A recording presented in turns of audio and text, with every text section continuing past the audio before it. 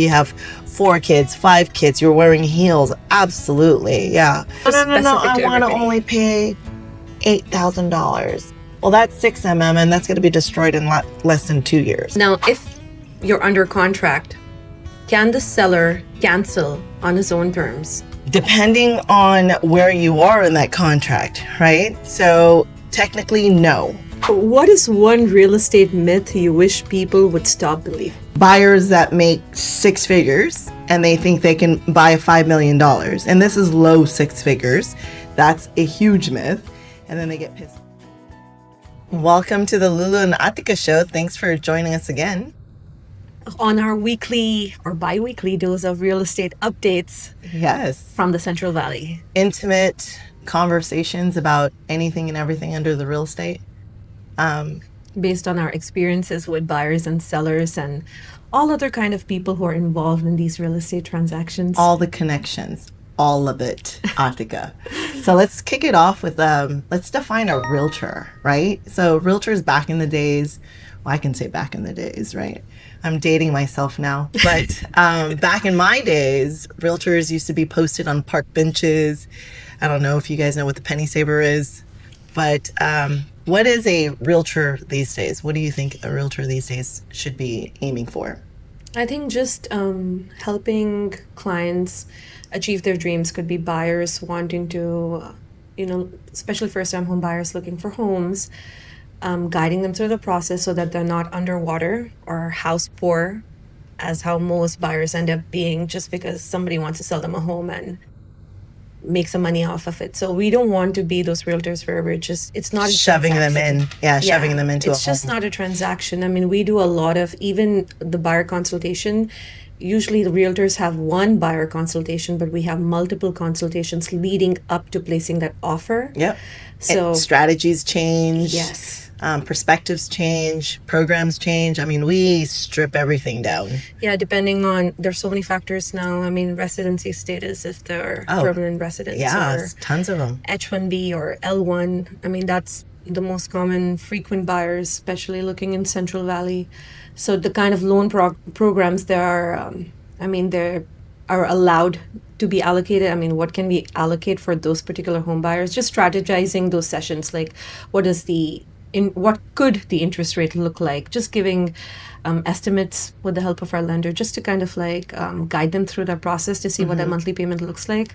So basically, I would say a realtor is somebody who's guiding the buyers or the seller, just the clients, and wanting the best outcome for them so that they don't end up house poor or they don't end up on the streets after selling their home or going through foreclosure or something. Yeah. So gone is the days where you can get part-time realtors in the game and just filling out a template. What's your name, first name? Here's 123 Main Street. Let's put an offer.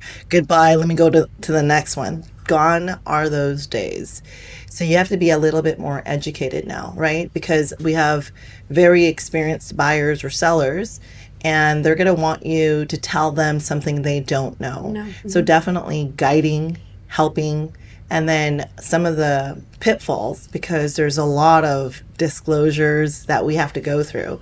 Gone are those days where you just say, hey, here's 200 pages, just sign. I'm a big proponent of, hey, Aatika, did you go over all 200 pages? Yeah. Right?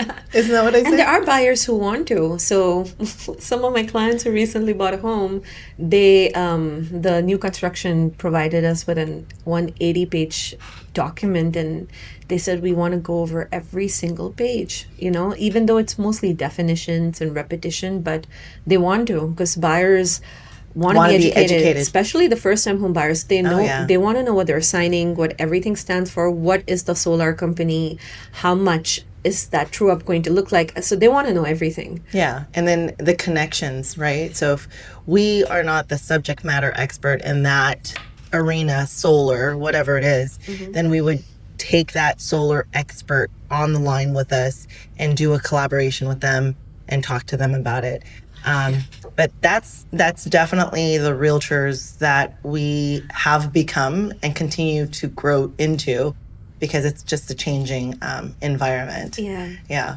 How about those realtors that like to flex? Well, let me name a few. I'm just joking.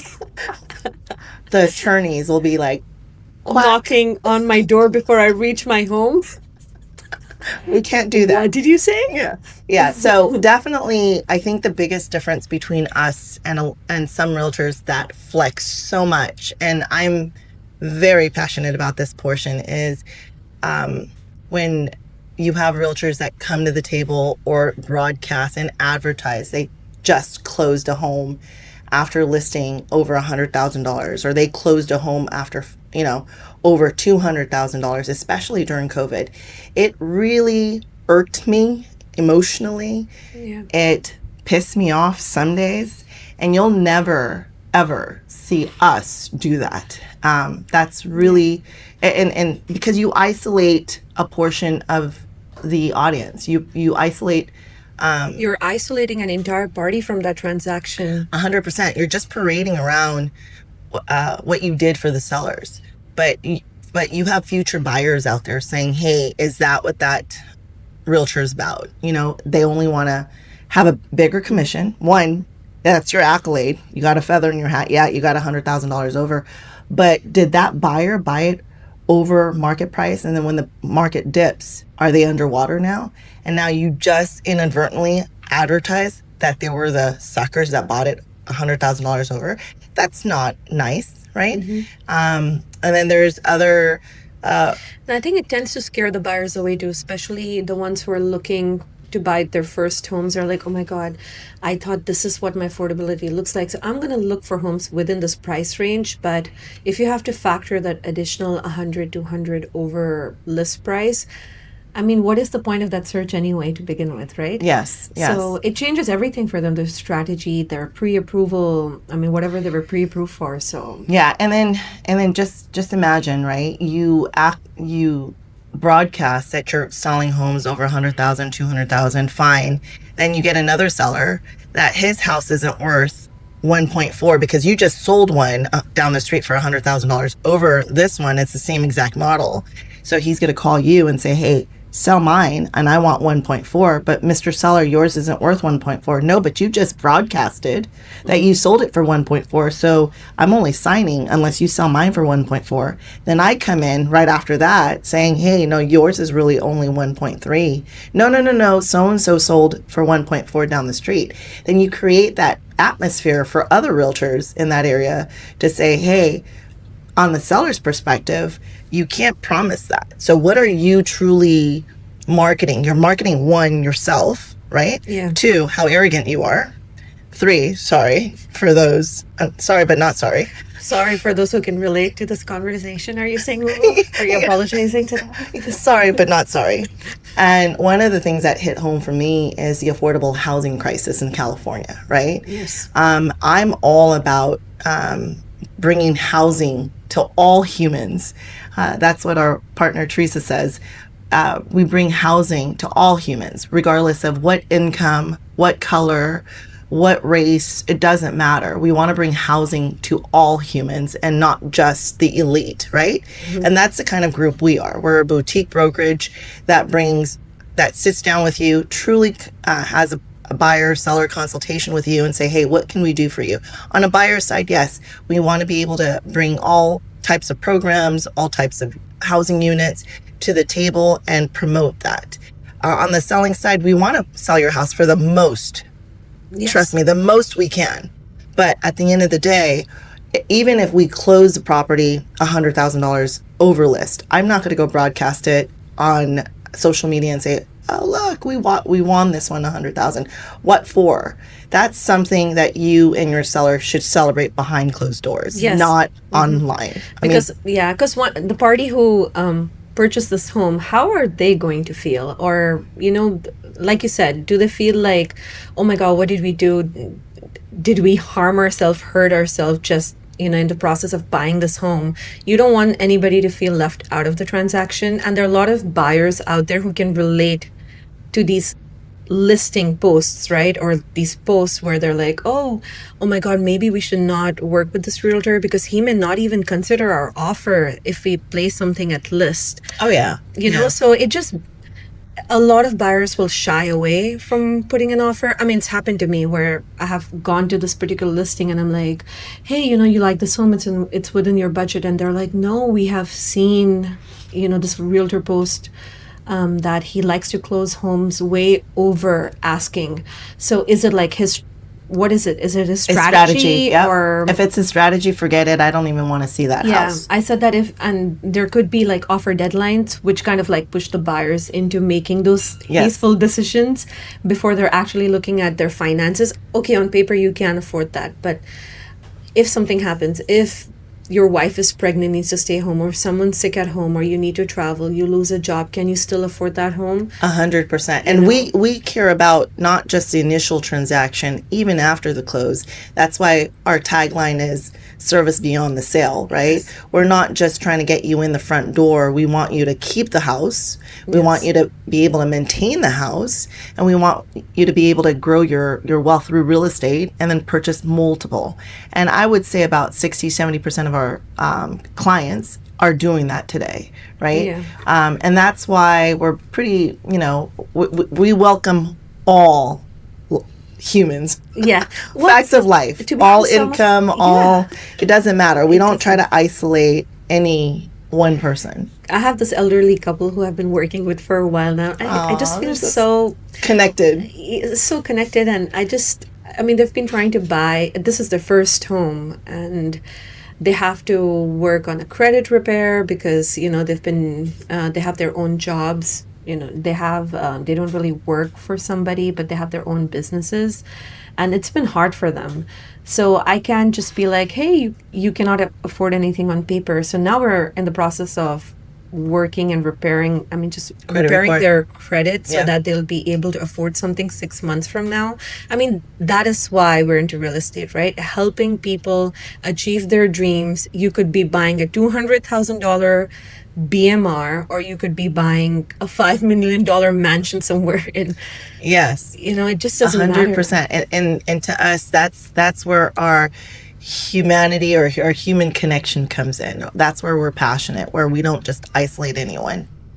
So we look at everybody and everything and just make sure at the end of the day, are we bringing someone into a home where they can maintain and sustain that living, right? That lifestyle.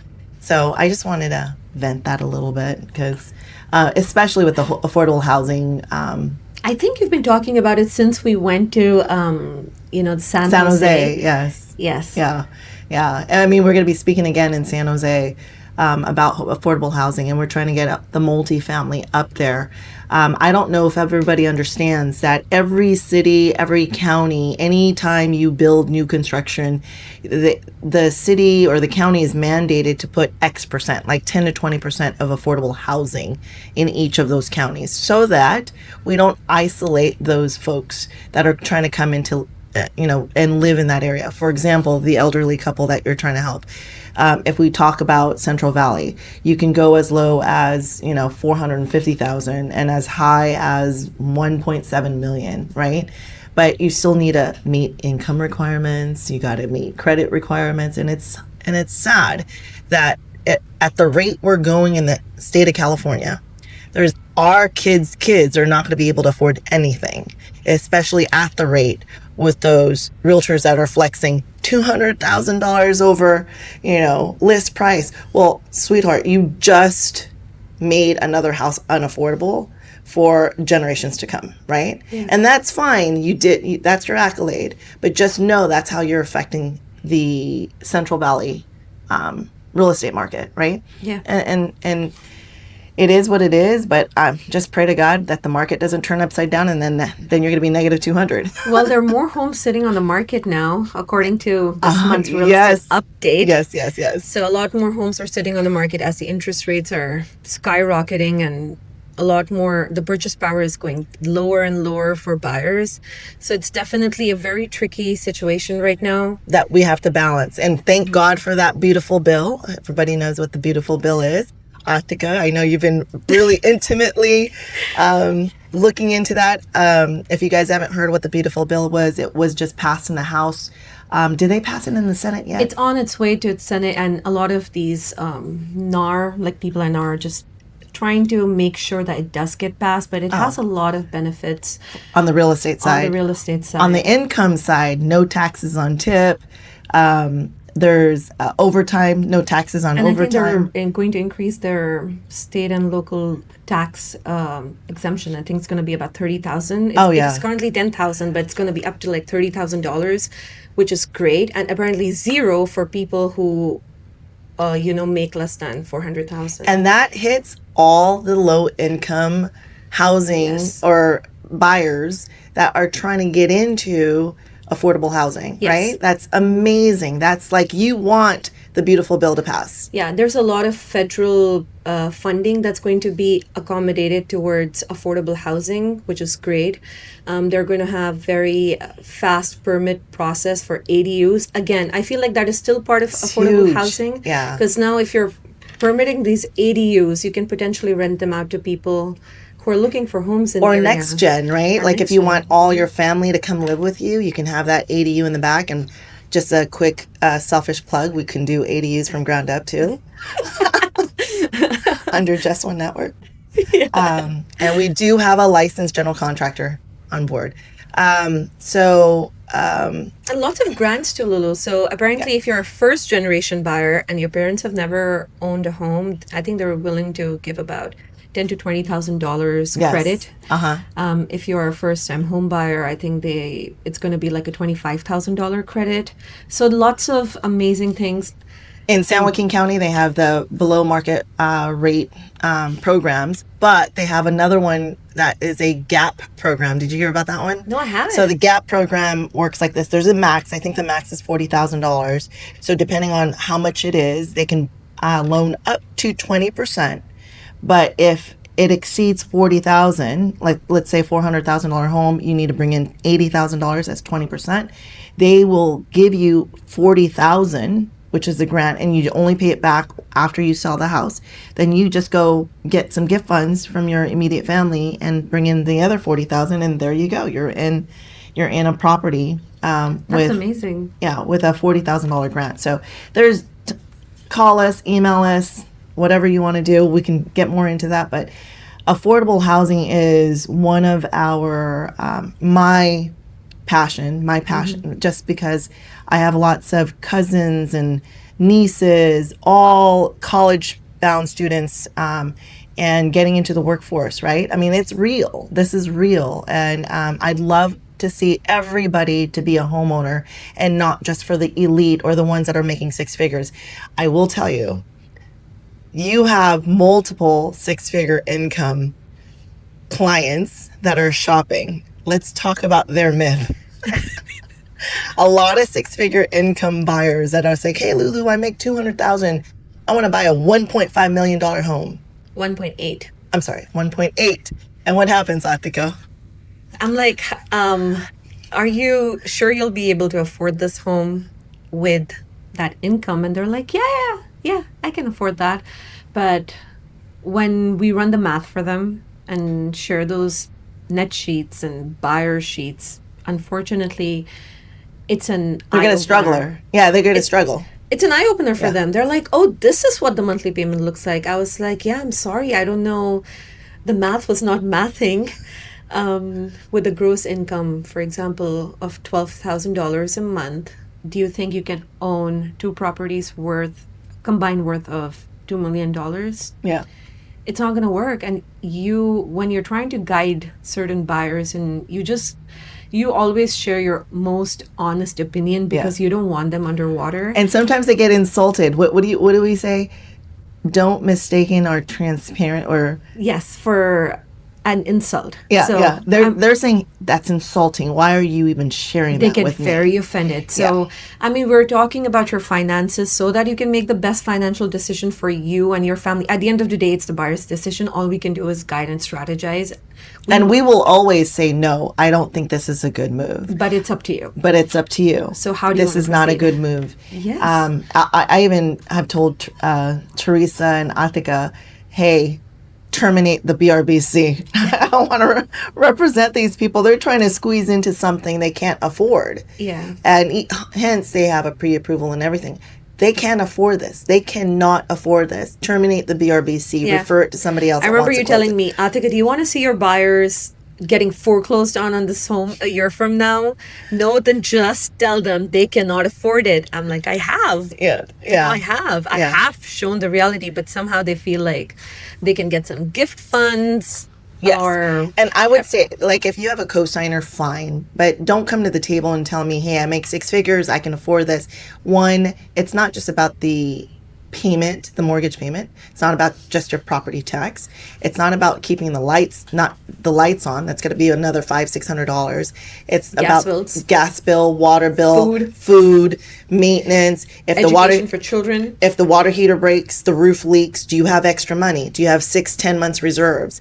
We care about all of that. Yes. We're not just caring about the mortgage payment, getting your pre-approval, not pre-qualification, and then get into your home. Can you sustain it? We want you, buyer, seller, to keep calling us even after you get into the home and say, hey, my water heater broke. Let me call Just One Network, Just One Real Estate. Let's call Just One right now and see what we can do. And we're going to be there to help you. Yeah. I mean, we have everybody on the team anyway. What else? What else do we have going on besides affordable housing? And So according to the beautiful bill, I mean, there are a few more awesome things on that bill. So people who are doing renovations, going green, will be paid to go green. I think they're going to get about $10,000 credit or like in rebate if they go green, which is great. You know what's really important? I don't know. I haven't read this, but did they talk about windows and roof? They said solar panels. They said really important, especially with these homes that are getting really old. Yeah. Right? Instead of just new construction, let's revisit some of these older homes because America's getting old, guys. Let's be real, right? We're going to be like the EU. We're going to be like the European where everything's going to be 500 years old pretty soon. What are we doing to modernize some of our 100-year-old homes, 80-year-old homes? Would you buy one? Well, if I'm getting credit for it, sure. Give me credit to repair, I will. Side note, you can get credit for having babies too, but let's not even talk about that. How much was that, Lulu? $5,000? $5,000. My friends were telling me, so if someone had twins this year, they'll get a $10,000. And I can go buy a Louis Vuitton. I'm just kidding. Don't. Well, that could be your push present, right? Just go buy it at Alibaba. Give yourself a push present, have 2 babies. Buy your Louis Vuitton. Right? Or you could just build an ADU that becomes a gym later. Yeah, who knows? So, so going green, you're saying, and then there's they're offering a refundable tax credit. If you have a child under 6, you'll get about, I believe, like $3,000, and if it's over 6, it's about $3,600. So let's all cross our fingers that we pass it through the Senate. Yes. Yeah. So once that happens, and no political party, we're not going to tell you, hey, which way we're leaning or whatnot, but this is just facts and just what is going on in the real estate who is it going to help, right? Yeah. And that's why we're here. It's to help humans get into homes. Yes. That should be our new tagline. Humans into homes. Anyway. That's not so bad, actually. Yeah. I like it. I like the sound of it. All right. So do you want to start the Q&A now? Sure.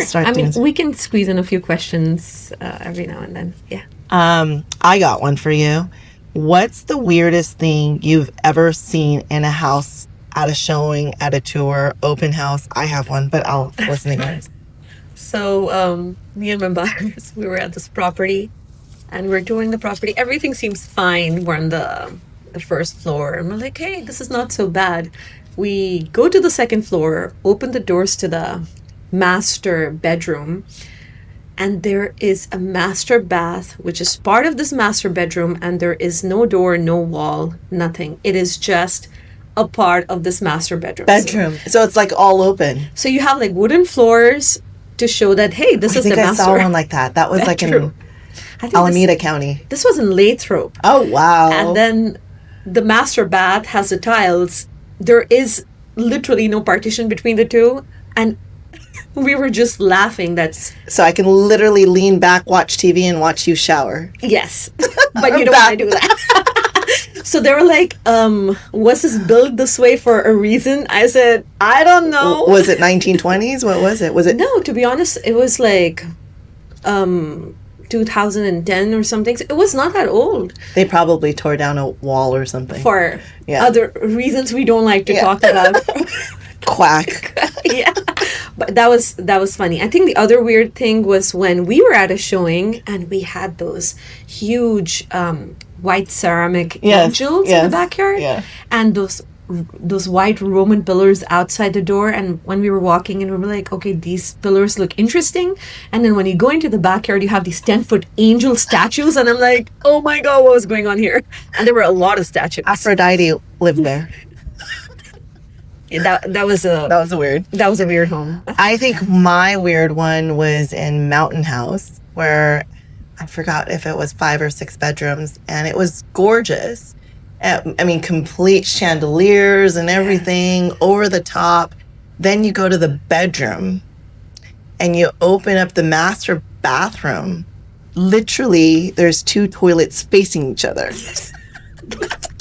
That's hilarious.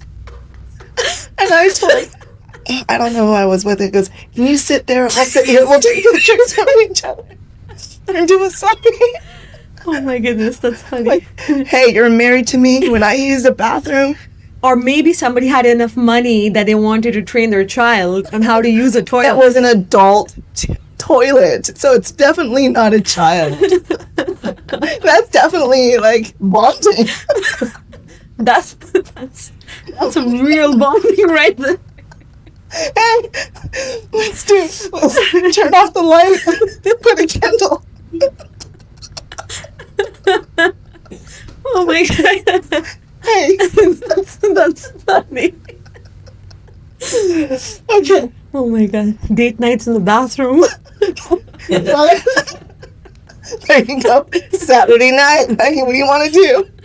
Let's bring the Dining table. Let's bring the iPad. Oh god, just imagine you and Amr. Oh, thank you. Oh, I cannot. Even if I want to, I cannot. hey, the kids are sleeping. I can imagine Ayan and Ira having fun facing each other. No. No. Husband and wife, right? That is the weirdest thing. And again, till this day, I don't know why they would do that. I don't know. Like, my analytical mind was, okay, do you do 1 and 2 on each of them, or I don't understand. It's just Okay, your turn. okay. What is Maybe they did both because one is clogged, you can use the other one. maybe somebody had serious constipation issues in that house, Out of service. or something was wrong with the drain. So that was a backup toilet right next to it. If this doesn't work, honey, That option 2. That is so weird. I swear. that is weird. Okay, what is one real estate myth you wish people would stop believing? Oh, you don't even want me to go there. I will go there though. The buyers that make 6 figures and they think they can buy $5 million, and this is low 6 figures. That's a huge myth, and then they get pissed off at you, right? Or opposite, the seller thinks their house is $5 million and it's worth $850,000. Yeah, right. we deal with that all the time, especially if something down the street sells for higher. They don't realize the amount of upgrades that could be in that house, right? It Yeah. could be a bigger lot too, but they could have solar, they could have a pool, they could have a bunch of aesthetic upgrades in the house. Yep. I don't know, but the expectations. Exactly. And the other one is when you tell them, hey, you want to be worth 1.4 like the one down the street, minus the swimming pool, your renovation cost is going to be $80,000. Oh no, but I have a friend that can do this and I got a friend that can do that, and it's all $2,000. So there's something missing from that calculation, either the material or maybe the And labor. everything. So labor too. Yeah. Yeah. Or unless your friend is coming over for dinner for free all the time and you're But bartering services. But This is also like a very common myth, though. Some of my buyers think that they have to pay 20% down. I mean, they think that it's a must. And I'm like, no, are you a first time home buyer? I think you can pay as low as 5%. They're like, what? Someone told us that it's only 20%. I'm like, nope. No. It just depends on, what your financial situation is. But what can you afford? What can you afford? It always starts with what you can afford. Who cares about this program, what's being said on the media, what your friends saying, what your neighbors talking about. Talk about you and your family, right? Mm-hmm. And it comes back down to affordability. What can you afford? What's your plans in the next 2 or 3 years? Are you planning on buying a Lamborghini in 3 years, and then you want to buy this $2 million home, and you're on a $10,000 a month, budget? Like, let's be realistic. And I'm sorry, but the biggest myth is, can you afford it? And if you can't afford it, let's wait a little bit. We're not one to keep pushing you into a home because our title is realtor, right? Yeah. We're not that way. We want to make sure you can actually afford it. Yeah. And I feel like another myth, which is also related to this one, is, oh, if I put 5% on the offer, do you think I'll get rejected, or will somebody with a 15% down payment be more preferred? I said, I'm sorry, that doesn't matter at all. You could put down 5%, you could put down 10, 15, 20. That does not affect how strong your offer is, because someone can have more contingencies in their offer, or someone could be asking for maybe a $30,000 credit and also put 15% down. But if you're not asking for credit and you're putting 5% down, then you have a cleaner offer. Yeah, and that's the key. Clean offer. If you understand what clean offer means, it's less headaches for the seller, and it's no credits. We're not trying to tell you to ever go in at no contingency, but at least a clean offer, reduced contingency days, maybe a quicker close. A quick close, collaborating with the listing agent, the lender. Everybody has to work on a team. And if you're able to convince your buyer to pay a portion of your commission, 100%. That's a clean offer. That's a really clean offer. Yeah, trying to come in and if you're competing with other people, and you come in and say, hey, you know what? Everyone's probably going to ask for 2% or 2.5% to pay for their buyer. I'll cover 1% of that. I'm not going to. You will have an amazing offer, or 100%. An amazing chance on that home. Now we're giving our secret sauce to people. Shh, we should not. I'm just kidding. Yeah. This platform is to educate you guys, but that's it just depends on the strategy. Yeah. And affordability and what you can do to collaborate with the subject, your realtor. Yeah, I think buyers need to be educated on that part, though, where they think that, I'm sorry, I don't owe the agent any money. I'm not going to pay my agent anything. Yes, that's up to you. Yeah. Can you negotiate this on your own? Yeah, like if you don't want to pay, fine. If you want everything to be paid by the seller, but if there are 10 other offers on the table, then I'm sorry, then there's a huge chance that your offer might not get selected. I feel there should be something out there educating them that, hey, if you were to cover a portion of this commission, trust me, your offer has a better chance. 100%. Yeah. Another myth for me, this one hits home. A lot of things hit home. That's why you're probably my PR now. The other one is where the listing agent feels they're on a completely different island than the buyer's agent. That is such a big myth. Like, when you have a transaction and that seller has chosen you as a buyer's agent, listing agent, get off your high horse and collaborate with the buyer's agent and close the goddamn deal, right? Yeah. Period. End of story. Everybody needs to come to the table, roll up your sleeves, help each other. Yes. And see what because you can do. Is win-win. The goal is win-win. When your goal is collaborative, win-win, and you're trying to close a deal, educate your seller, educate your buyer. I've been in transactions where our first offer got rejected. They fell out of escrow because the buyer canceled. So my buyer was a second offer. So we came in and the listing agent said, I'm not sure if my seller is going to accept your offer. And I said, look, listing agent, or the second offer, we're going to close in 15 days. You can call the listing agent. You can call the lender, and we're pretty solid. And I said, maybe you need to educate your seller that we can still close in 15 days. They have a job reload. They got to get out of here in 30 days. Yeah. You've already exhausted 30 days. You're on 15 days, and they need to get the hell out of Dodge, we can do this for them. I can meet your seller's requirement. But it's up to you, listing agent, to sell that to them. And I'm more than happy to jump on a call with you to help you sell it to them. Yeah. And she says, thank you, Lulu. Let me talk to them and see what they're saying. They accepted our offer. We closed in 15 days. I collaborated with her. She loved me. And I reassured her the whole time. We were not frenemies. We were not trying to get over on each other. I wasn't saying, reduce your commission from 3% to 1%. Yeah. Because we have some of those. Been there, heard that, felt that. God. Right? You try to collaborate, because at the end of the day, it's a win-win. And when something comes to the table and says, you know what, we're not going to be able to close because we're shy of 3,000 or we're shy of 5,000. The buyer can't do it. The seller has XYZ and has spent X amount in repairs. We're not going to do it. And you're almost at the finish line. Roll up your sleeves and divide that amongst everybody. I can actually count on my fingers the number of nicer listing agents I've worked with where one of my buyers was short of $10,000 and the listing agent was like, you know what?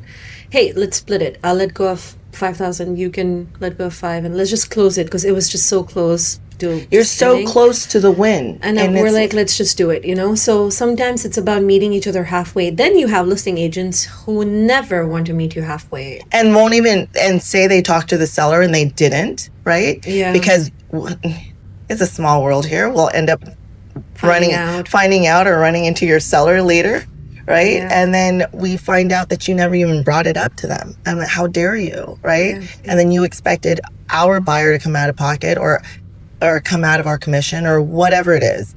Like, work together. And that's a huge myth, that we're against each other just because your title's listing agent, my title's buyer's agent, or vice versa. I will always work with everybody. Yeah. And I'll always be honest and tell the truth. Yep. Whether you can't afford it. To the clients, to the agents, to everybody involved. Like, that's me. I'll tell them. I'm sorry, it's not an insult, but this is just the way it works. And yeah, I think that is the biggest myth as well. Like, don't mistake our honesty for an insult. Don't get offended. You know, and I think it's the culture. I don't know. In the last couple of years, we become ultra sensitive. Especially after COVID, I think. Oh my God. I think it's a COVID shots. With your head. Who's that? Fauci? He needs to go to jail. I'm just kidding. No, nobody needs to go to jail. Oscar. It's something in that COVID shots, because all of a sudden everyone's just ultra sensitive. I mean, I think physically and emotionally. Mentally, yeah. I think it was really hard on a lot of people. Did you, I mean, you were here for COVID, right? Like, yeah. I will tell you stories. I would be like in line. Well, you're not supposed to be in line, but we were in line. We had our mask and everything at the grocery store.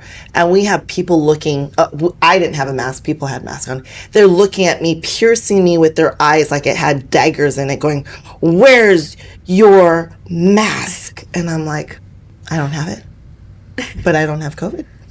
Again, I'm a rebel, so. Yeah. I can imagine Lulu showing up everywhere without the mask. It would not surprise me. And I jump on a plane, go to Florida. Carrying the vaccination card. See, I told you I got vaccinated. I did. I mean, I was going over Florida going, hey. In Florida, they were only on lockdown for 3 weeks. Here. Yeah, it was a lot. Yeah, it was very strict here. Ridiculous. Yeah, I remember. And then I come back here. No one's wearing masks in Florida. I come back here. Where's your mask? Where's your mask? Where's your mask? I'm going to kill you if you don't put your mask. I'm like. Were you 6 feet apart, Lulu, when you did the huh? I mean, that doesn't matter. I made sure. 6 inches away. Hi. Literally, we had people like, where are you from? I'm like, no, I'm a Floridian, sorry. But anyway, but yeah. You know. When in California. But when in California, it's the COVID. I blame the COVID shots. I remember not going to a grocery store for 2 years because I was pregnant. Oh my goodness. And then we would just get everything delivered at home and we would re-sanitize everything that was being delivered. So CNN got to your head. Yeah, a bunch of like CNN, stories, CBS, all kinds of news channels. Delete. My husband. Just go on podcasts. They're going to tell you the truth. Follow on podcasts. All right, let me ask you another question.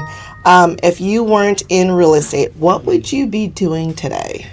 So believe it or not, while I was getting my real estate license, I also got my food handler certificate Oh my goodness. while studying for my exams. So did you get it? I did get it for Oh. Santa Clara County. Oh. I was living in Milpitas then. Can you switch it to San Joaquin? I can take the test. I Because got full score. nice. It was a very easy one though. Congratulations. So when we open up our dream, then you can handle that portion. Yeah. I was really excited. So I had a bunch of recipes and ideas in place already. Oh, And no it was- wonder you keep full throttle with all these ideas. And Yeah. I'm like, I was brainstorming for a little bit while studying. So Amber was like, so wait a sec. Are you going to become a realtor? Are you starting your own cafe? What do you plan on doing? I was like, if I could do both, I would do both. at we'll the make same that time. dream. You know me, we'll make that dream come true. Inshallah, I mean. We're all about making dreams come true, not just housing, anything. Come to the table. Just let us know what you're dreaming about. And then we bring in all the subject matter experts and go, here, talk to this person. Yeah. So yeah, I have a bunch of like very unique cafe ideas, and someday they'll be fruitful. Someday soon. What about you, Lulu? What would you do? You know what? You know I love kids and the elderly, right? Yeah. I love that. And that's why my vision, right? How do I make these worlds come together? Yeah. And I don't know. I think if I was to do something other than real estate, I'd probably be serving the community. Like coffee, serving coffee to the community, thinking of something fun. Yeah. I mean, that's what I did for Memorial Weekend, was driving my son and his friend all over town and also working. I mean, we literally need to have like our videos so you can see this is what a realtor does while you're You should get one multitasking. of those GoPros. I know. Permanently just put it on your dash. This is, where do you guys want to go? Blah, boo, boo, blah, blah, blah. And I'm like, okay, it's a 3-hour wait. You guys go stay there. I'm going to do work right here. But yeah, I mean, just seeing the kids have fun and then enjoying them to come over, and everybody's like, you know, I'm Mrs. Chef. JD will go, my son will go, Mom, can you just make sandwiches for everybody? Like, what kind of sandwiches? Hamburgers with cheese. I don't have any of that. Let me go get it. I'm like, aye, Captain. Let me go get it. And we start making it. So if I were to do something, I'd probably just, you know, Yeah. be there for the kids and then have the elderly involved. And Which is why we should combine our our dream, yeah, to be continued. to be continued. We're shopping. Awesome. Okay, now I have a question for you. Go ahead. Now, if you're under contract, can the seller cancel on his own terms? Depending on where you are in that contract, right? So technically, no. You can, a seller, the minute you get ratified, you can't cancel from the seller side. But if you're within the contingency of the buyer, if the buyer is in contingency, as long as you gain agreement from the buyer saying, hey, yeah, I want to cancel because blah, blah, blah. But if the buyer wants to stick in, which I've been down that road, and the seller does not want to cancel, we went into litigation for that one. Well, actually, not litigation. We went to mediation, arbitration, and then it did not go to litigation, but we won. So from experience, I will tell you, seller cannot cancel. You're locked in. And they can refuse not to sign and not to sell. Then you go based on the RPA, or the Residential Purchase Agreement of California forms, it's CAR forms. It will require the seller and buyer to go to mediation. And then in mediation, you get an attorney, an appointed attorney, to describe what the buyers did, what the sellers did, and all you realtors that love to be realtors, make sure all your documents are on point, dot your I's, cross your T's, and what do I say, Aatika? Make sure you sign on time, deliver those documents on time, because if you don't, and it lapses or it's not within 48 hours, 72 hours, whatever it is, then you miss some windows, and it's probably not going to be, it's not going to, you're not going to have a leg to stand on in mediation. That's why it's really, really important to meet those disclosure timelines. And then at that point, the attorney that gets assigned as a mediator that looks at both sides will say, okay, they delivered all their documents. The buyer delivered all their documents on time. They delivered, they communicated, they did all of this. And it clearly shows the seller refused to work with the buyer, denied communication, and then hire their own attorney, says, I'm not communicating with you anymore. Yeah. Right? So she thought she was going to win. She didn't end up winning. We ended up winning. She ended up paying payout. Yeah. So everybody was happy. So when can Well, a seller cancel? kind of happy. A seller can cancel when the buyer agrees, right? Because you're ratified. You just said, I'm gonna sell my house. I'm gonna go on the market. I'm gonna advertise it. It's for sale, and then you get a ratified agreement. The only time you can technically cancel in the situation we had with Yes. with One of our transactions where I think we waived all contingency, right? Yeah, we did. Let's not go there. Yeah. We waived all contingency, and the listing agent did not do their due diligence, right? And then it was escalated to me to evaluate, hey, what do we do here? Then we gave multiple options for the seller to close or execute a solution. They said no, no, and no to multiple solutions we came up with. And then I said, well, if they're going to say no, then I think the best thing for us to do is cancel, agree to cancel. And so that went out, and they said, yes, we'll cancel, because there was things on the seller side that they needed to get done. And we waived contingency. Yeah. So it was thankfully a very smooth cancellation. Even when I was under contract on this property recently in Mountain House, so we were the backup offer. My clients loved the home so much. I think they had decided to wait a little bit, but then they kept coming back to the same home saying that, hey, this satisfies all our needs. We went through all new construction that day, and they said that, no, this is what we want. So we placed an offer, and we were the backup offer. And I think there was another backup offer, but I always write this very emotional email to the seller on behalf of the buyer. So apparently he really Liked it. it, and then he said that it was a flip of a coin. They were exactly the same offers, but he really liked the buyer's story, which is why we got it. So I'm going to talk about how they canceled that transaction. So the buyers were supposed to remove contingencies. They had a buyer's investigation, and unfortunately their realtor and the buyers did not remove the contingency on time. So the seller had given them a notice to perform, and I think it was for 48 hours. He waited till the 48th hour. They still did not cancel, after which the seller decided to cancel himself. Yeah. So that was one of the stories on Yeah. seller cancellation. I think another one is, you know how you always add like a time period in which you will wire the earnest money deposit. Yes. That's another notice to perform. And then if you do not wire that deposit on time, then The seller can cancel on the that seller one. can cancel on that one as Yeah. well. So we call that the NPV, right? Yeah, NPV. So yeah, that's another way. Good point. Speaking out of experience, Yes. Yes. thanks to Lulu, I have a lot of experience. I got a crash course on everything real estate. I don't know what it is. I think the stars are aligned for you to get the most complicated transactions. So that I can learn faster. I think so, inshallah. Like I'm gonna give you everything because you're gonna be an expert. You gotta hang with the Joneses out here. As long as you don't flex, we're good. If you flex, As long as I'm humble, I'm okay. yes, you're humble. But if you start flexing around me, I'm gonna have to sit down with you. Don't you dare become a peacock, is what you're saying to me right now. Yes, don't. Even though they are beautiful, right? They're beautiful. We saw a couple of those peacocks. Oh my God, that property, there were like 100 peacocks at that property. It was gorgeous. Yeah. Describe Central Valley market in one word. I'm assuming it's describe the real estate Yes. market in Central Valley in one word. I would say underrated. Yeah, I can say that.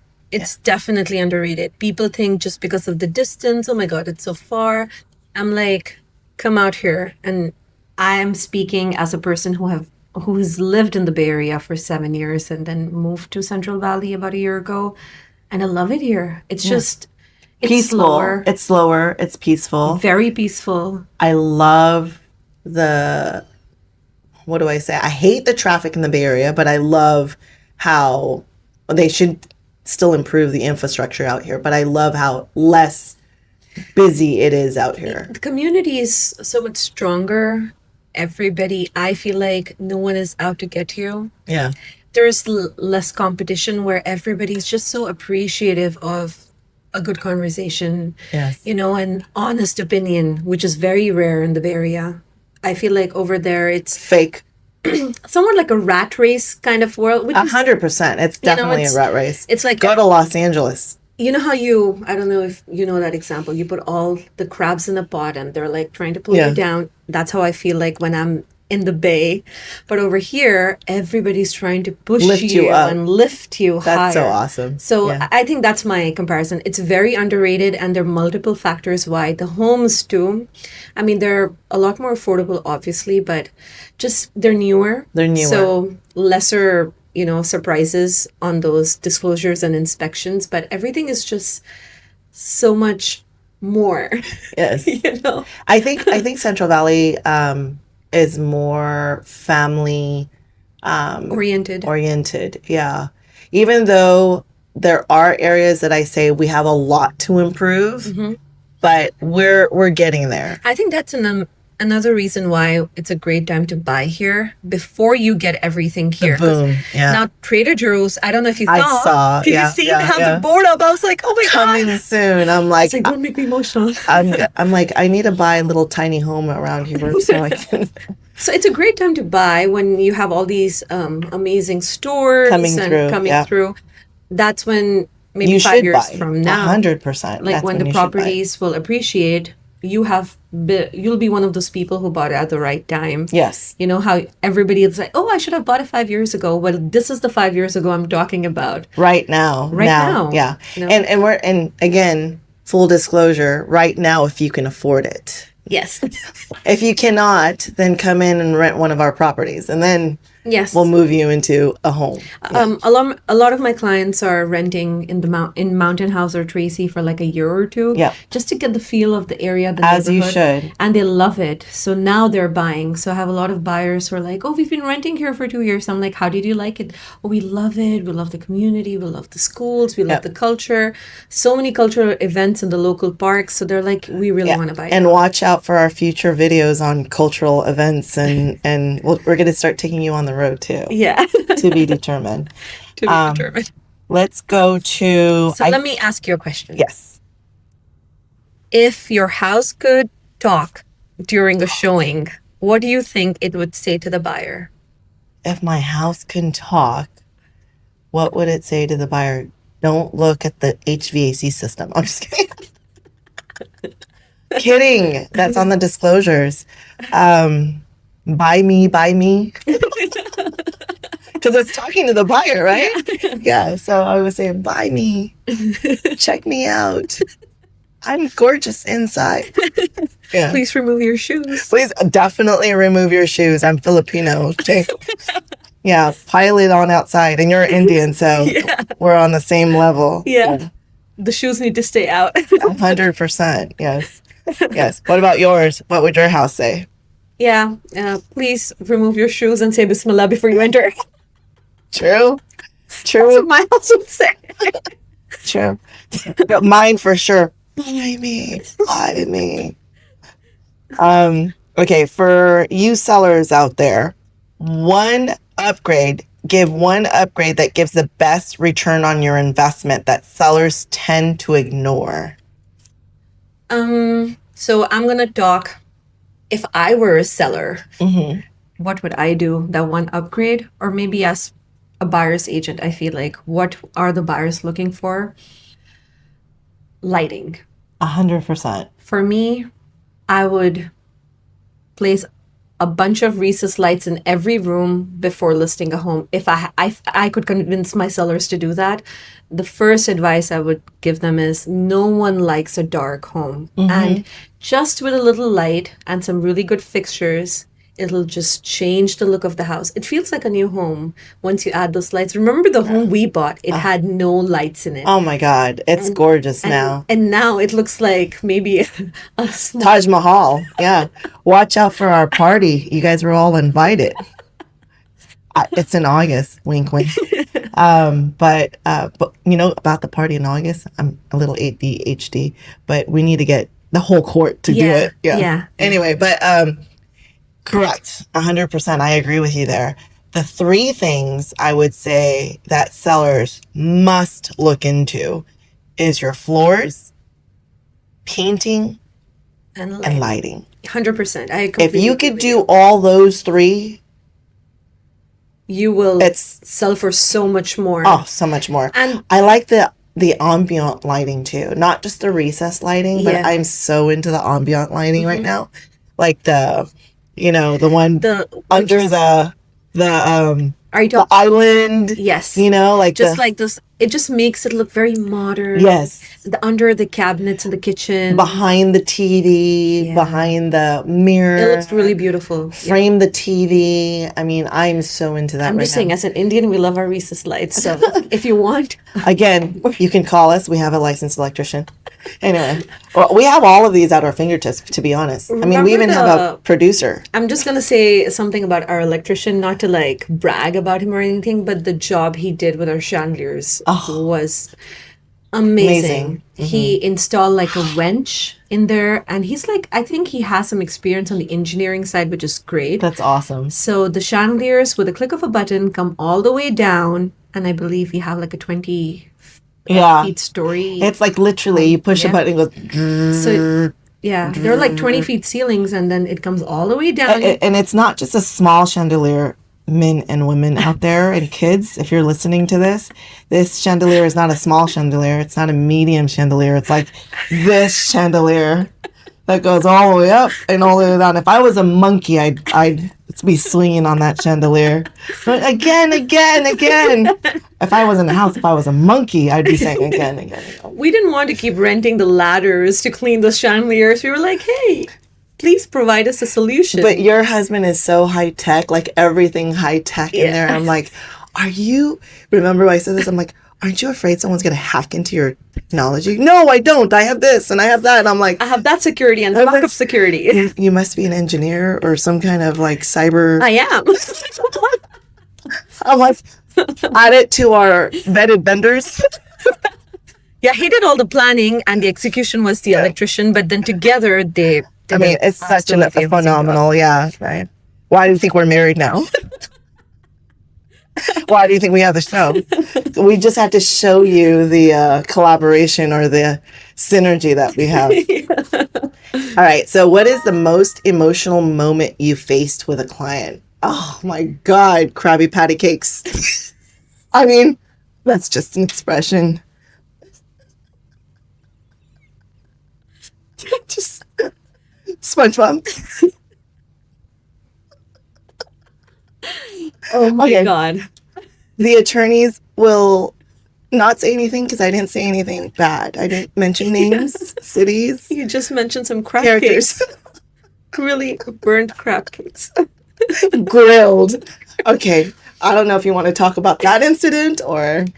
I don't know. I've had like a few clients going through a divorce, so I Yeah. think that gets them. I don't. It just Emotional. Yeah, I feel really emotional when I hear their stories. So I'm like we're still trying to work with a couple of them on timelines and things like that, just to see when they'll be in the right position to buy something, which can be their own, because California is a community property state, and Yeah. whatever they buy before that divorce ends, Yeah. could potentially belong to their husband, right? So we're just working on timelines and a really good divorce mortgage specialist if someone wants to connect.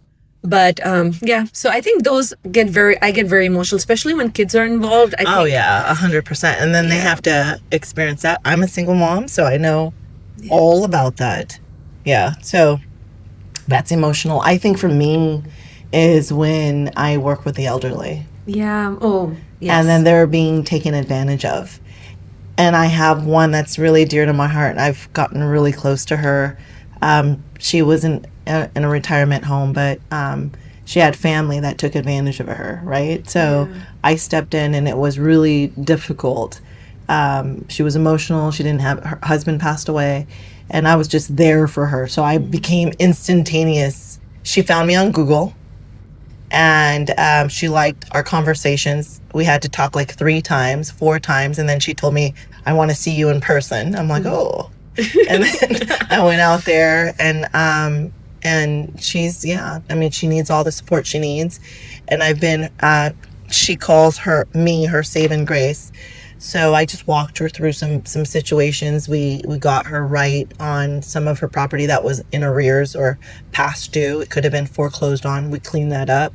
And now she's back on track. But that's very emotional when the elderly get taken advantage of. I'm like mom mode, protective. Like who's or more like daughter mode. Yeah, this is like my grandmother from another mother. Like I am here to save the elder and the children and everybody. Yeah, and then between those, and then in between, Aatika, you got that one? Yeah. All right.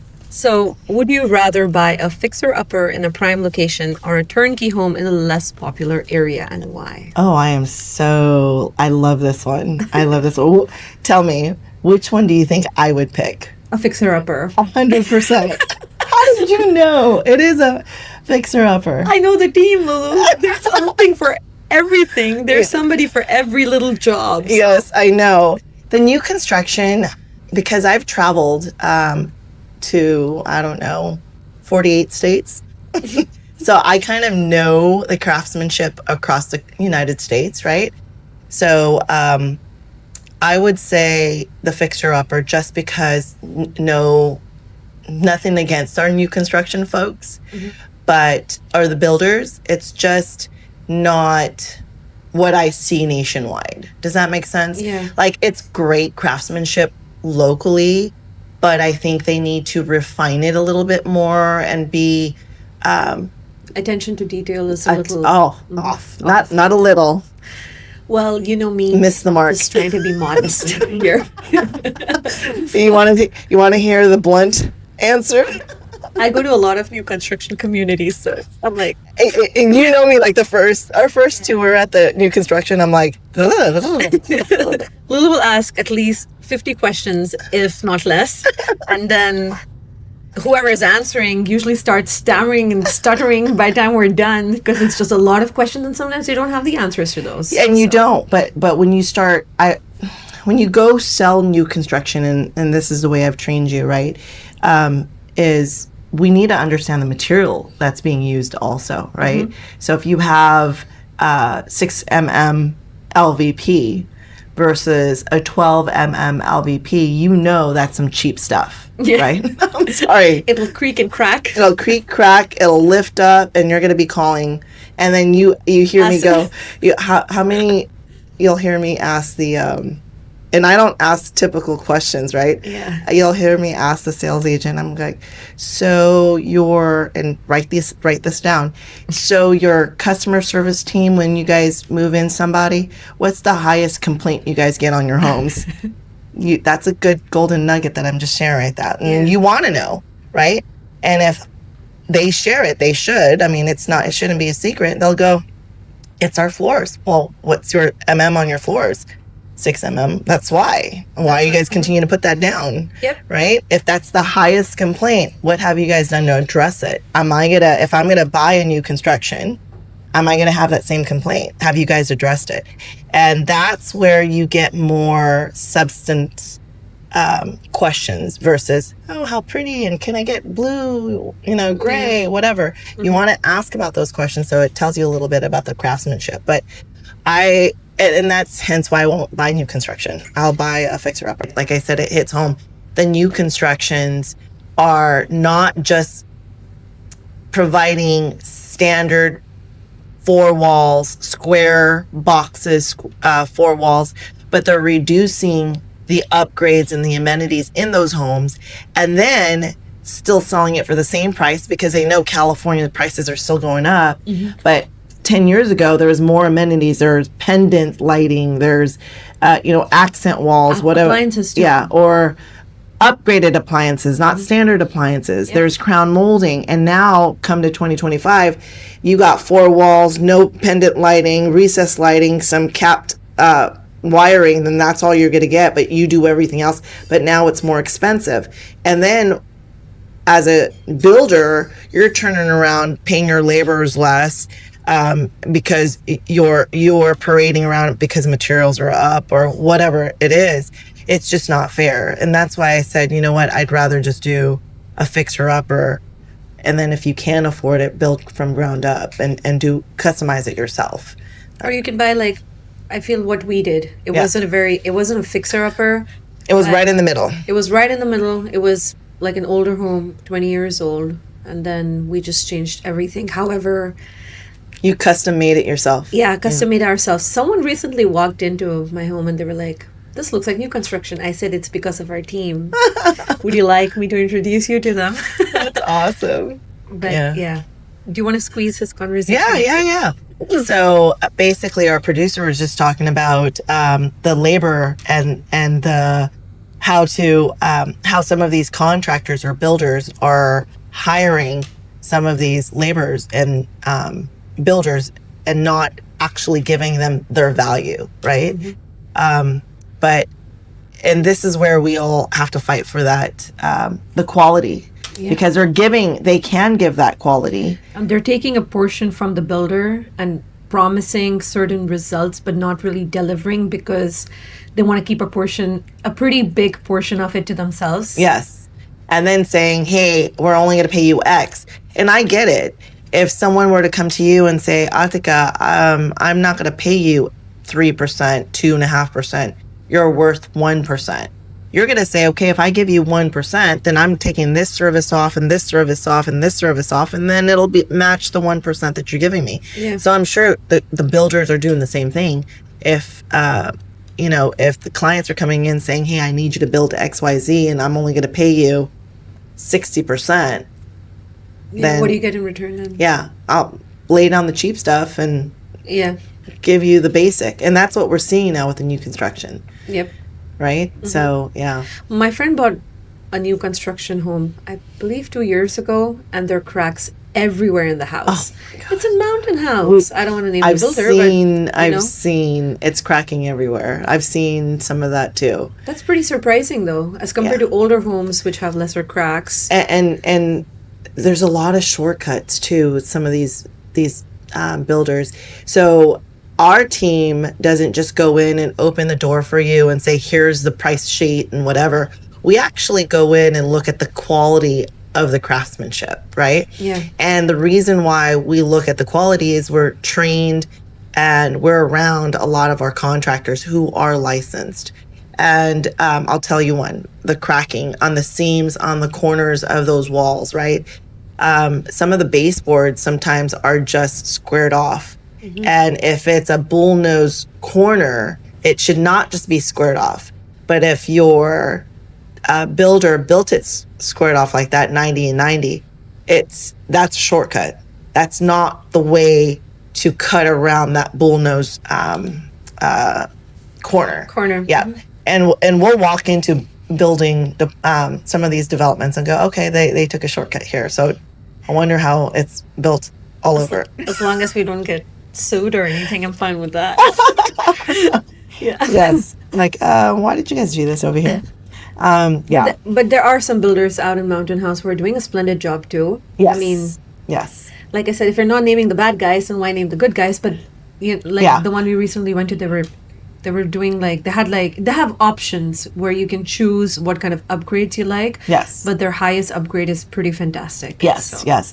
And the only way you're going to be able to gain some of this knowledge or guidance is call us. That's true. We won't name anything, but you can give us a call and we can go tour with you. We can tour with you and go over all the options as to which one you should select and why. Do you feel like even though there's a price difference between each of these upgrades, is it worth it? Like, for example, if someone was giving 6 mm and then their highest would be 12 mm, would you tell them to go for the 12 mm? 100% all day, every day, especially if you have 4 kids, 5 kids, you're wearing heels. Absolutely. Yeah. But if you live by yourself and it's just your girlfriend, you guys are going to be getting married soon, then maybe it's your first home. Yeah. You don't have a lot of traffic. But we dig deep. Yes. We're just like, how many kids do you have? How many animals do you have? How, you know, do you have family coming over all the time? Do you throw parties like your other client all the time? Yeah. Right? So I'm like, yeah, you need 12 mm. Yes. Right? So when we come in, we're breaking down everything. And it's no, just no, no, no. specific I to want to everybody. only pay $8,000. Well, that's 6 mm, and that's going to be destroyed in less than 2 years, right? Yeah. So, and if you guys are not following us or trying to understand what we're saying, is we're talking about the thickness of your flooring. I'm not a flooring expert, but this is what our experts have shared with us, right? So, yeah, we'll tell you what is quality, what's substandard, and then if you want more information on that, we'll bring our collaborators in and give you the whole spiel. Yeah, if you have any questions for our experts, then Yeah. we really want to get some real experts on here, Yeah. depending on who you want to see on the show. Yeah. And if we bring them in, I just don't want them to be exploding with all these questions, because then they have to be redirected to us, because we want them to go do what they do best, right? Yeah. Be out there. Any other questions you have on yours? What is the one thing buyers often overlook when touring homes that they absolutely shouldn't? You know me on this one.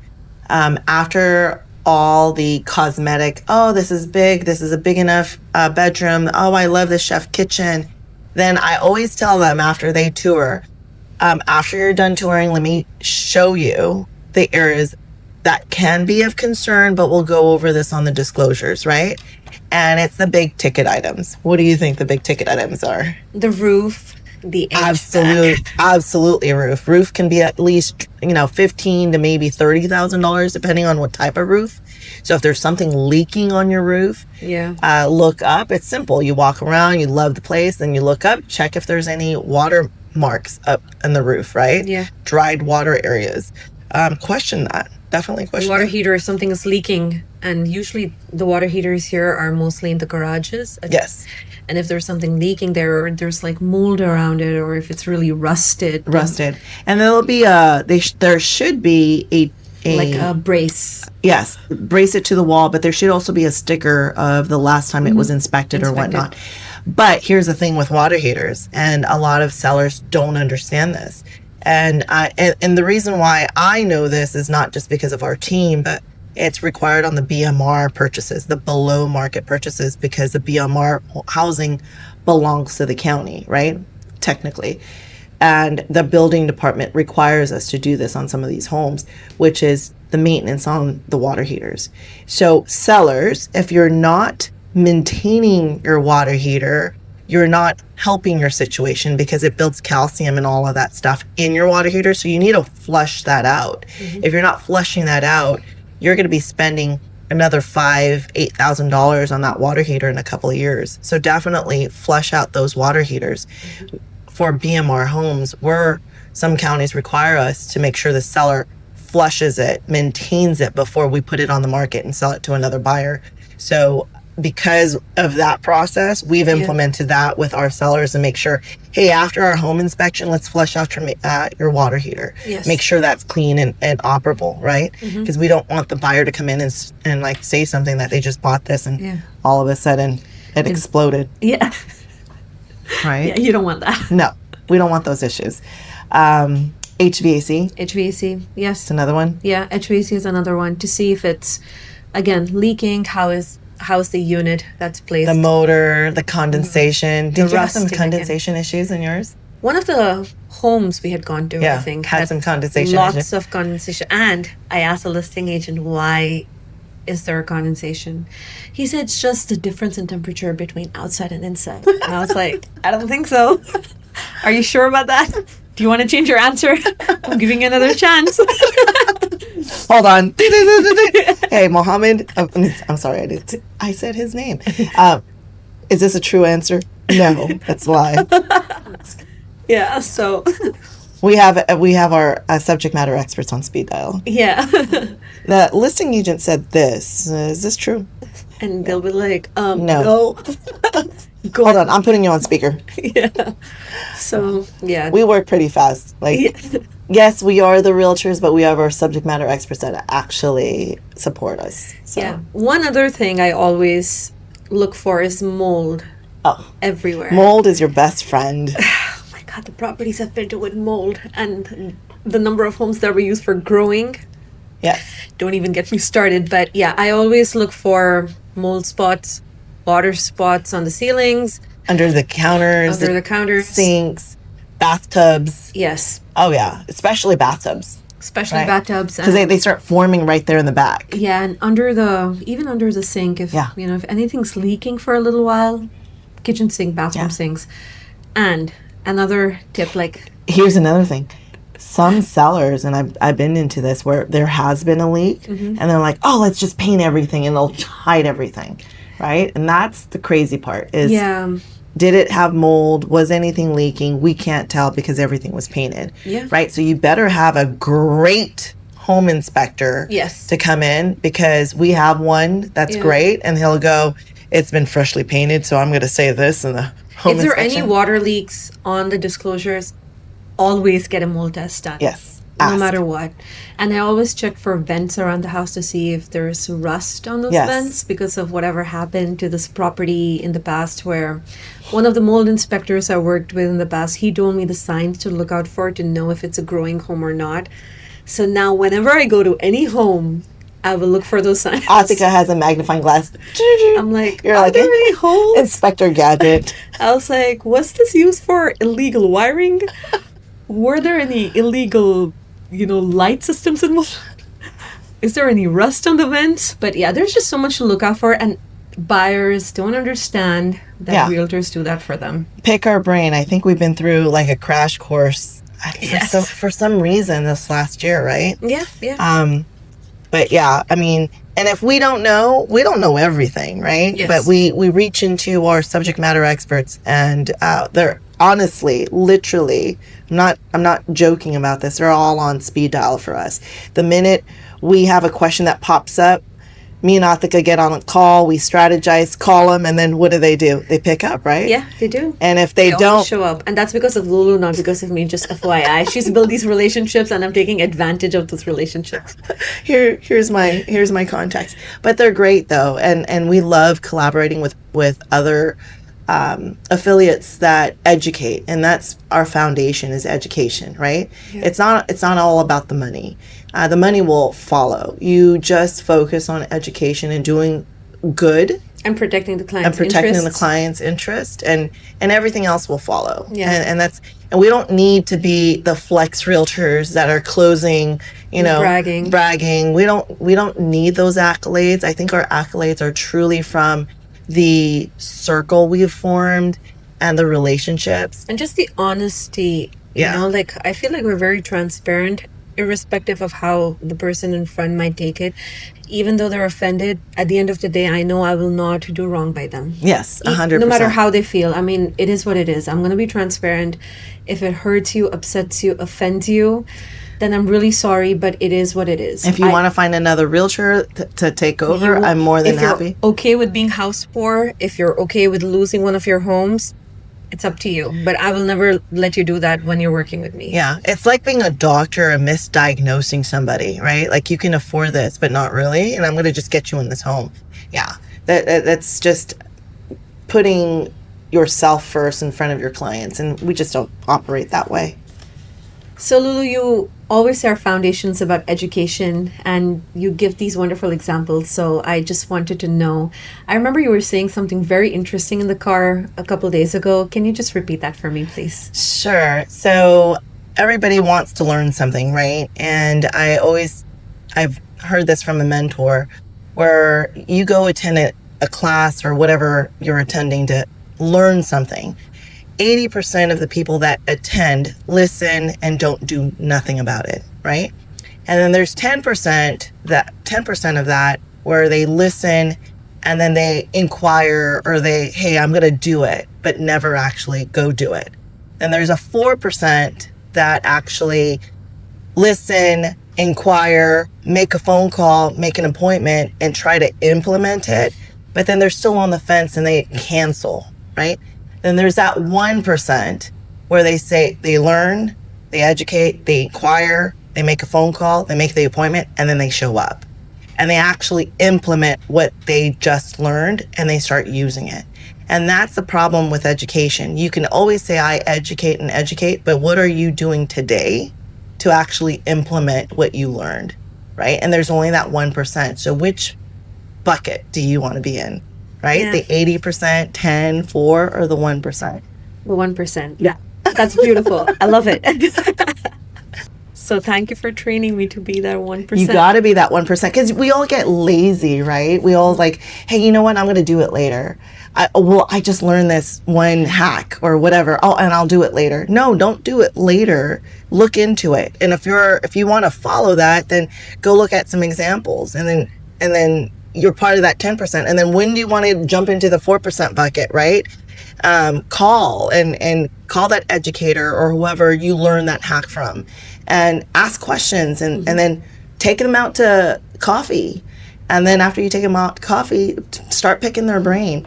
And I guess that's why I get a lot of phone calls to go out and share some I stories. always like get stuck at that 10% till you're like, then you push me into the 4%. You're like, did you make that call? Did you call them or not? And once I'm done with the 4% and I'm stuck there, you're like, Aatika, go and meet these people. Go, go, go. So then I fall into the 1%. So I think you need the push from the right mentor. Yes. I think that can change everything for everybody. Oh, 100%. And to be honest, I've been mentored. Closing, I'm going to be honest on this podcast. I'm almost near 50, right? And in my life, I've probably had 3 mentors in my life.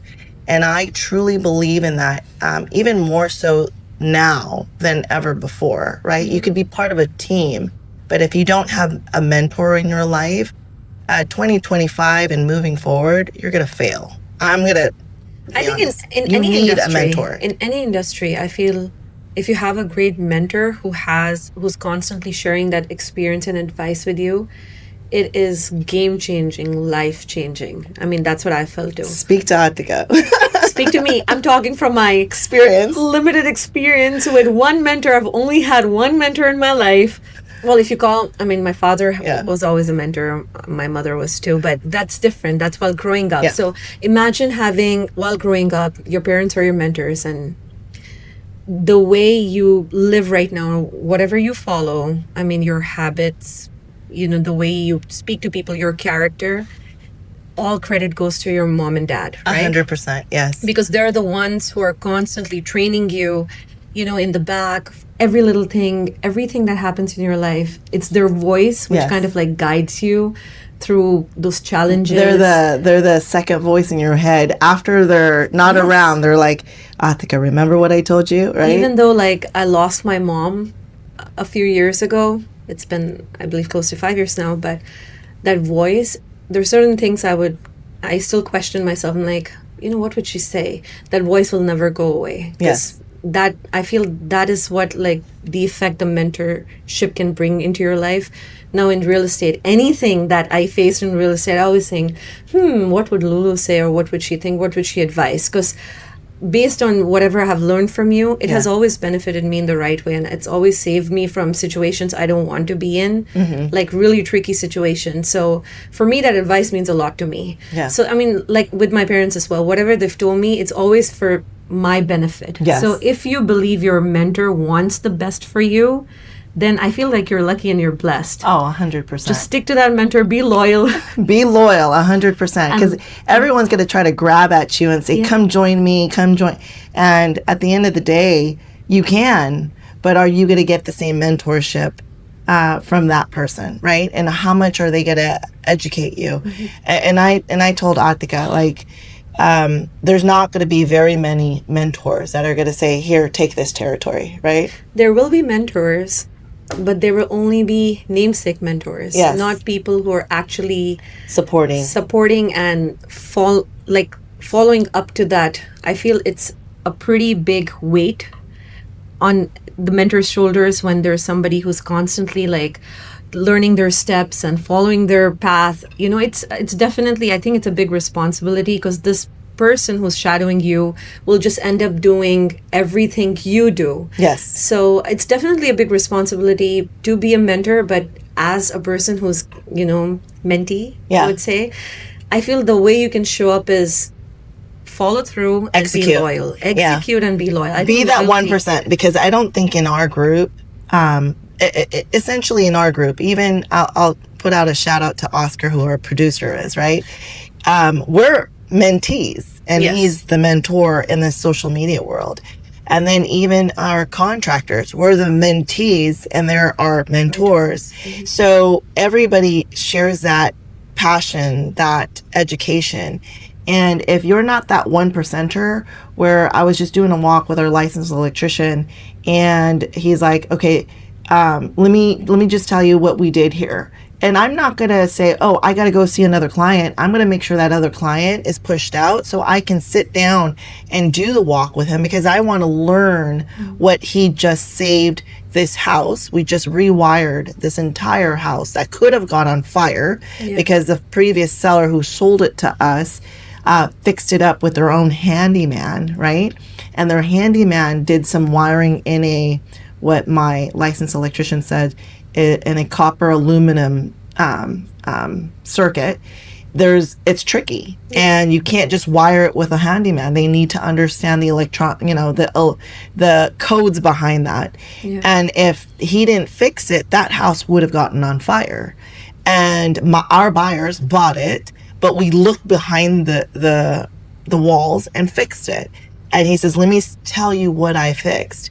And I took my time to go over there and learned it. So I'm not, just because I'm your mentor in real estate, I'm still a mentee to a lot of people around us, right? Well, to be honest, as a buyer, when I reached out to you, you were mentoring me before I was even your mentee. So I think that's what really attracted to us as, wanting you as a realtor in our transaction, because you were educating us every step of the way. Our first conversation on the phone was about what are the 3 contingencies. Do you know what contingencies people place in an offer?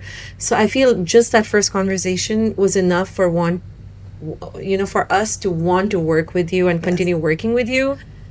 So I think that's what you should provide as a realtor. Just education. You can be that mentor to your client. Yeah. When it comes to real estate, because 100%. Clients don't know much. And sometimes they think they know. They think they know based on one transaction and we have investors that have purchased 20 homes already prior to meeting us. Yeah. And then we educate them our way, and they're like, wow, I didn't know about this or that.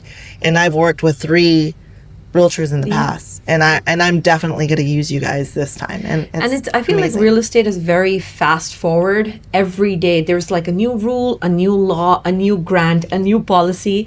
So if only your realtors will be, well, not all of them, but some of them who are like very proactive and out there and like constantly in the field will know what's going on 100% in whatever county or city you've been searching for homes in.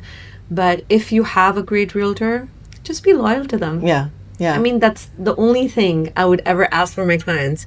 I'm loyal to you, and all I expect in return is loyalty. Yeah. It's called cheating if you're not.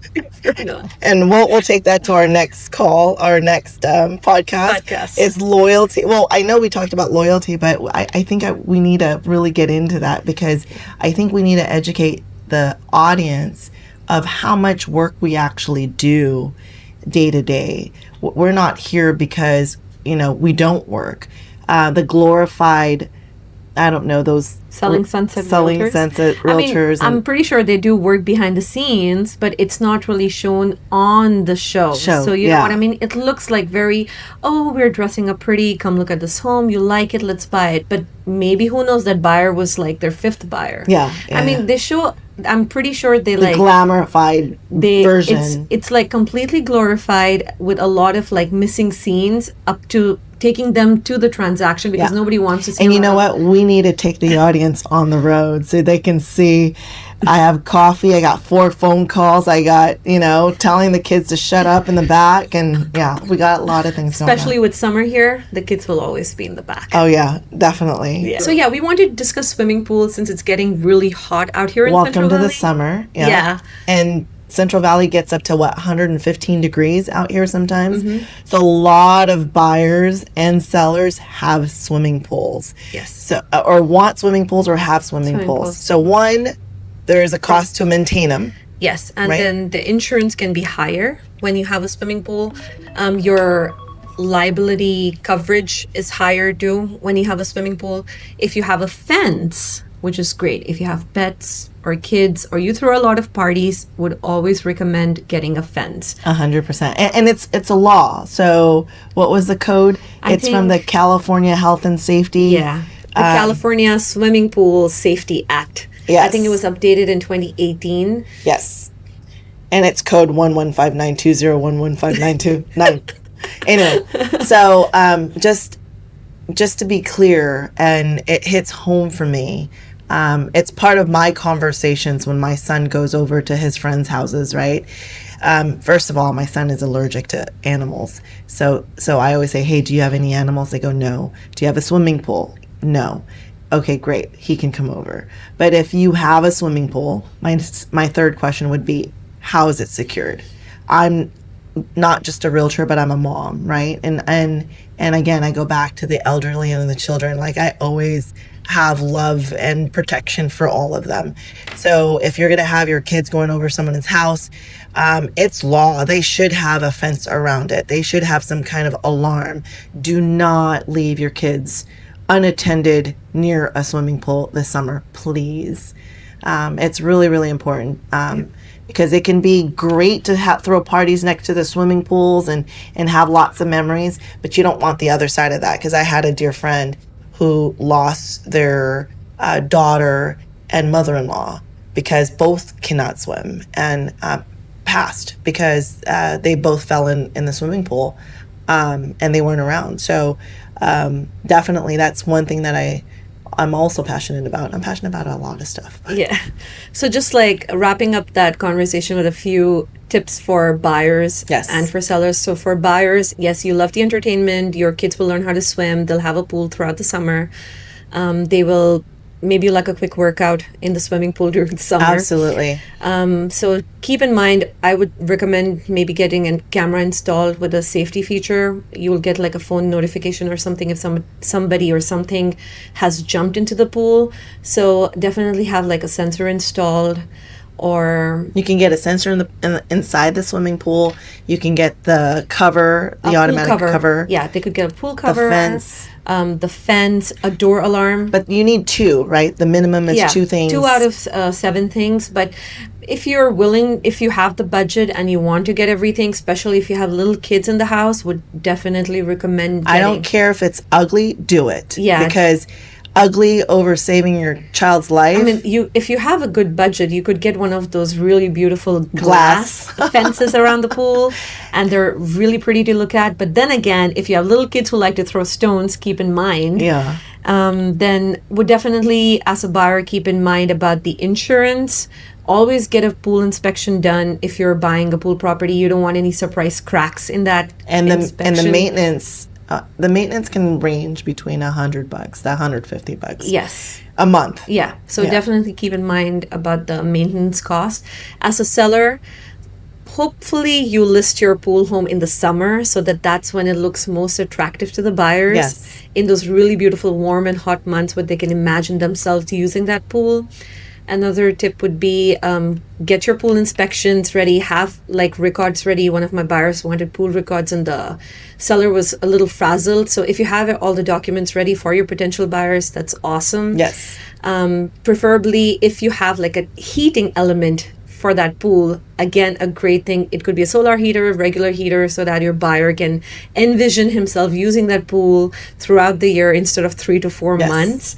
And then make sure you inspect those pumps. Yes. Right? Pumps Yes. are very important. Inspect the pumps. If you have to change them before listing, maybe try to change them or maybe offer some credit to change those pumps.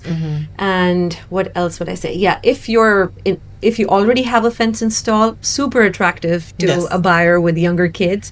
It's not that expensive to get a fence installed, but if you're listing your home and your target audience is somebody with families, again, it's a really good feature to have. Just get that fence installed. Maybe remove it for the showing and then give them the option, to Yeah. have that fence added if they yeah. ever want to buy. Do all your necessary repairs before listing. If you think, it's like empty, clean it up, paint it, fix the cracks, and then list your Refill it. And, refill yeah. it. Yeah. Yeah. So just a few tips. So the next pool party, Aatika, when? Well, I have a pool in the backyard, and I'm very passionate about pools. TBD, maybe in August. TBD, or maybe next week. Whenever you want, Lulu. So today, Lulu and I decided to stop at Ripon Coffee House, one of our favorites. Instead of grabbing a warm drink, since it's getting hotter, we got an iced one. Yes. And that's kind of what we do every day we Yeah. wake up, right? We either make it at home. Yeah. What kind of coffee do you make at home? Well, it's pretty. Tea. Yeah, I just, I have like a kettle where I'll heat up the water, and it's like instant coffee. Add some creamer, zero sugar. The simple stuff. The simple stuff Yeah. with 2 kids. I'm like, I might as well sip it before they wake up. And then if you're a single mom and you have a 9-year-old like me, you train your 9-year-old how to be a barista. So he knows how to do it. And then it's pretty simple. He makes me my espresso. And then 3/4 of the cup is like all the sugary milk, coconut and stuff. So I drink that. And if it's not at home, me and Aatika start Googling, should I say Googling or Yelping, Yeah. top 5 or 5 stars. You have to be 5 stars. Not just kidding. You don't have to be 5 stars. Well, as long as we come out, As long as you're local, you're I think that local. should be fine. We don't like, well, we do like franchises, but Yeah. not really. It's better to just support the local businesses. community and local businesses. So we're all about that. So today was Ripon Coffee. It's one of my faves. They have lots of flavors. They have amazing flavors, and every time it's you're not Packed. surprised. Yeah. We keep trying everything new. I don't think I've ever had something twice, just Yeah. because I want to taste everything on their menu. There's so much. There's so and they much. have food. They have pastries. So yeah, check out Ripon Coffee House. Yeah, it's one of our traditions where we're on our way to Oscar's studio. We have to like grab something from a local coffee place on the way. Yeah, and we're like, Oscar, 10 minutes late, and then we become 30 minutes late. Sorry about that. Sorry, Oscar. Yeah. I tell the truth all the time, unlike Aatika. I'm just kidding. Lulu will make sure I say the truth. I'll be trying to hide it, stuttering, stammering. Just say it. Just say it. Just say it. Who cares? Do they think it's an insult? Who cares? Just say it. Yeah. Yeah. Or you're like the good cop, I'm the bad cop. Yeah. Just say it. Just say who that was. Yeah. That billboard. Krabby Patty cakes. I don't care. Just say it. Just Whatever. But we always say nice things about our producer. yeah, Yeah. because he makes us look really good. Yes.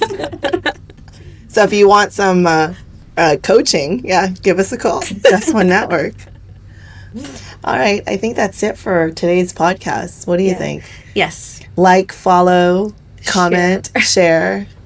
And if you want to know anything about real estate, please feel free to reach out to us. If you want to communicate with one of our experts, we would love to bring them on the show. And you can send over a list of questions you have. And I hope you guys have an awesome summer. Awesome. JustOneNetwork.com or office@JustOneNetwork.com.